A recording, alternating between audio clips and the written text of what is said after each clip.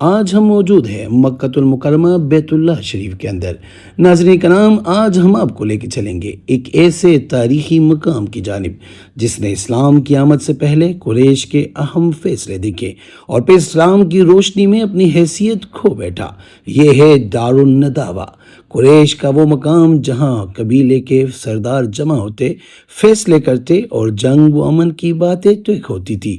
آئیے جانتے ہیں کہ دار النداوہ کیا تھا، کس نے بنایا اور اس میں کون بیٹھتا تھا، اور پھر اسلام کی آمد پر اس کا کیا انجام ہوا۔ دار النداوہ کا مطلب دار کے معنی ہے گھر، اور نداوہ کا مطلب اجتماع یا مجلس، یعنی یہ قریش کی پارلیمنٹ تھی۔ یہ تعمیر کب ہوئی اور کس نے کی؟ دار النداوہ کو قریش کے سردار قصی بن کلاب نے تعمیر کروایا تھا، جو نبی کریم صلی اللہ علیہ وآلہ وسلم کے چھوٹے پردادا تھے۔ انہوں نے نہ صرف قریش کو متحد کیا بلکہ سیاسی نظام بھی قائم کیا۔ دار الندوہ یا دار النداوہ خانہ کعبہ کے شمالی دروازے کے قریب واقع تھا، بالکل مسجد الحرام کی دیوار کے ساتھ۔ یہاں صرف قریش کے بزرگ، تجربہ کار اور اشرافیہ بیٹھتے تھے۔ عمر کی کم از کم حد 40 سال تھی۔ یہاں شادی بیاہ، جنگ و صلح، سفارتکاری اور قبائلی مسائل حل کیے جاتے تھے۔ دار النداوہ کو اس وقت مکہ کی سب سے معتبر سیاسی جگہ سمجھا جاتا تھا۔ السلام علیکم ورحمۃ اللہ وبرکاتہ۔ میں ہوں آپ کا اپنا سید اخلاق حسین شاہ اور آپ دیکھ رہے ہیں روحانی ہیلنگ اکیڈمی۔ اگر ابھی تک آپ نے میرے چینل کو سبسکرائب نہیں کیا تو برائے مہربانی ہمارے چینل کو سبسکرائب کرے، بیل آئیکن کو کلک کرے تاکہ ہماری ہر نئی آنے والی ویڈیو کا نوٹیفیکیشن آپ کو بروقت مل سکے۔ دار النداوہ عصر جاہلیت کے دوران سعودی عرب کے شہر مکہ میں قریش کے اکٹھے ہونے کی جگہ ہے۔ یہاں وہ اہم مسائل کے متعلق مشورہ اور فیصلے کیا کرتے تھے، جیسے خزاعہ اور بنی ہاشم کا معاہدہ، حلف الفضول کے ابتدائی معاملات اور پیغمبر اسلام صلی اللہ علیہ وسلم کے قتل جیسے پروگرام یہی ترتیب دیے گئے۔ اس کا لغوی معنی چونکہ ندوہ کا لفظ نون دال وہ سے مرکب ہوا ہے جو اکٹھے ہونے اور جمع ہونے کے معنی میں ہے۔ یہ عمارت قصی بن کلاب کی ملکیت تھی۔ اہل عرب نے تاسیس میں قصی کے اس نئی ایجاد اور قبائل قریش کو اکٹھا کرنے کی وجہ سے مجمع لقب دیا گیا۔ دار النداوہ قصی کا گھر تھا جو مسجد حرام کے ساتھ عربی سمت میں واقع تھا اور اس کا دروازہ کعبے کی جانب کھلتا تھا۔ دار الندوہ یا دار النداوہ کی عمارت قریش کے مشورہ کرنے کی جگہ تھی، جہاں وہ اپنے سیاسی اور اجتماعی مسائل کے بارے میں مشورہ کرتے تھے۔ اعلان جنگ، ازدواج، بیٹیوں کے بلوغ کے اعلان اور انہی لباس پہنانے اور بیٹوں کے ختنے جیسے تمام کام اسی جگہ انجام دیے جاتے تھے۔ اسی طرح مکہ کے تجارتی قافلوں کے آنے اور جانے کا نقطہ آغاز و اختتام بھی دار الندوہ یا دار النداوہ ہی تھا۔ قصی نے اس دار الندوہ یا دار النداوہ کی بنیاد رکھ کر حقیقت میں مکہ میں شہری زندگی کی بنیاد رکھی، کیونکہ کعبہ کے علاوہ اسی دار النداوہ کو تعمیر کیا گیا۔ دیگر افراد نے اسی کو دیکھتے ہوئے اپنے گھروں کی تعمیرات انجام دی۔ قصی کے ساری اولاد اور اس کی ارکان تھی، لیکن قریش کے دیگر گروہ 40 سال کی عمر کے بعد اس کے عضو بن سکتے تھے۔ ہر چند کہا گیا کہ ابو جہل کو 30 سال میں ہی اسی کا عضو یعنی ممبر مان لیا جائے۔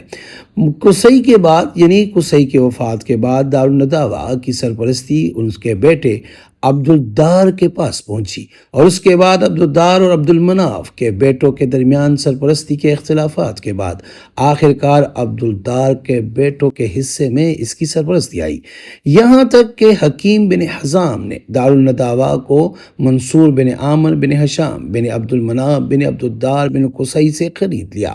پھر اکرمہ بن ہشام نے حکیم بن حزام سے خرید لیا۔ اسلام کے بعد 100,000 درہم کے بدلے میں معاویہ رضی اللہ عنہ کو بیچ دیا۔ معاویہ نے دار النداوہ کو مکہ کا دار الامارہ بنا دیا۔ اس کے بعد امیوں اور عباسیان کی ابتدائی دور میں حج کے موسم میں خلفاء کی اقامت گاہ رہا۔ اسی دوران ہارون یعنی عباسی نے اقامت کے لیے ایک نئی عمارت کی تعمیر کا حکم دیا۔ اس عمارت کو تعمیر کے بعد دار النداوہ ویران ہو گیا۔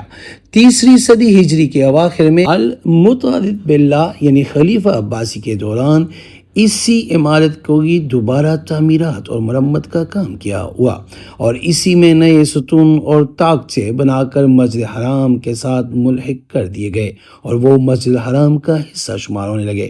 دارالنداوا میں ہونے والے بعض تاریخ ساز فیصلے، پیمان خزاعہ اور بنی ہاشم خلف فضول کے ابتدائی مقدمات، قتل پیغمبر حضرت محمد مصطفیٰ صلی اللہ علیہ وآلہ وسلم کے لیے قریش کا فیصلہ کرنا جو رسول اللہ صلی اللہ علیہ وآلہ وسلم اور دوسرے مسلمانوں کی مدینہ ہجرت پر ختم ہوا۔ یہاں جو سب سے قابل ذکر واقعہ پیش آیا وہ حضرت محمد مصطفیٰ صلی اللہ علیہ وآلہ وسلم کے خلاف سازش تھی۔ دارالنداوا اہل مکہ کی پنچایت گھر چوپال پارلیمنٹ تھا جس میں قوم کے مفکرین اور دانشور اجلاس کرتے تھے۔ یہ جگہ پہلے مسجد حرام سے باہر تھی مگر اب مسجد حرام میں شامل ہو گئی ہے۔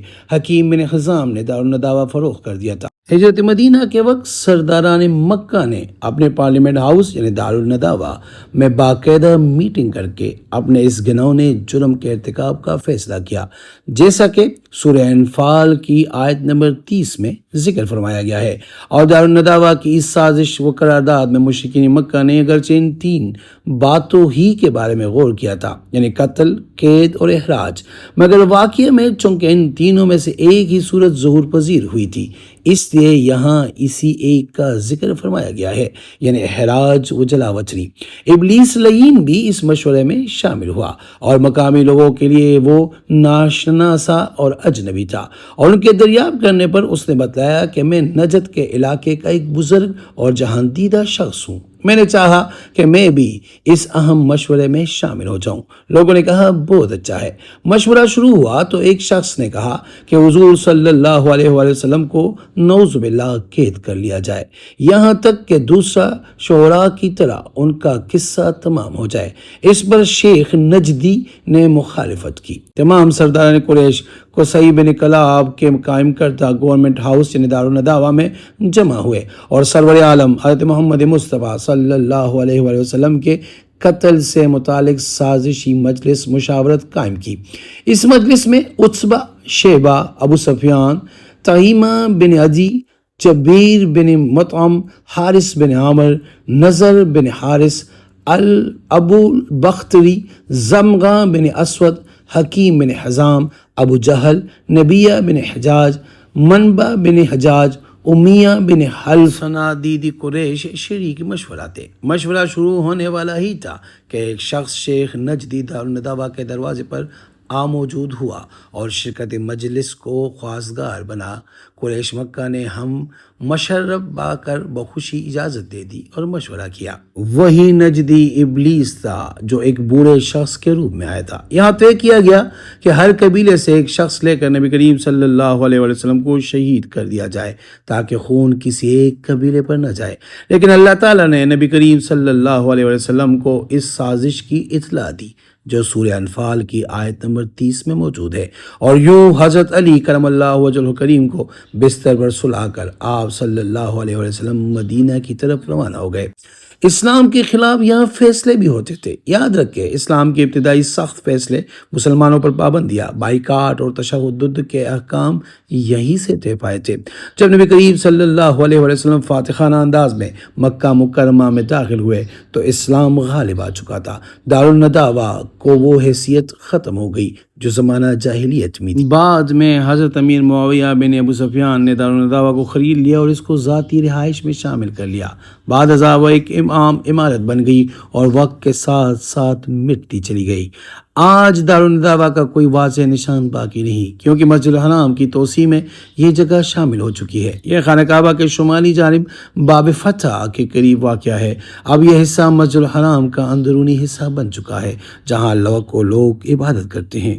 دارالنداوا ہمیں یہ سکھاتا ہے کہ طاقت اور اقتدار بھی فنا ہو جاتے ہیں لیکن سچائی ہمیشہ باقی رہتی ہے۔ جس جگہ اسلام کے خلاف سازش ہوئی آج وہاں تلاوت قرآن ہوتی ہے۔ ناظرین کرام، دارالندوا یا دارالنداوا کی داستان ہمیں مکہ کی سیاسی تاریخ، قریش کے نظام اور اسلام کی ابتدا کی ایک جھلک دکھاتی ہے۔ یہ ہمیں سکھاتی ہے کہ چاہے کتنی بھی مخالفت ہو، اگر اللہ کی مدد ہو تو حق غالب آتا ہے۔ آج ہمیں ان مقامات کو یاد کر کے اپنے ایمان کو تازہ کرنا چاہیے۔ اگر آپ کو یہ ویڈیو پسند آئی تو لائک اور سبسکرائب ضرور کریں۔ کمنٹس میں ہمیں بتائیں کہ اگلی ویڈیو آپ کس مقام پر دیکھنا چاہتے ہیں۔ میری دعا ہے اللہ پاک ہمیں بار بار بادب حرمین شریفین کی حاضری نصیب فرمائے، اور جو بھی اس ویڈیو کو دیکھے اللہ پاک ان کے دل کی تمام جائز مرادیں پوری فرمائے، اور اللہ پاک ان کو ہر قسم کی پریشانیوں سے محفوظ رکھے۔ آمین۔ جزاک اللہ۔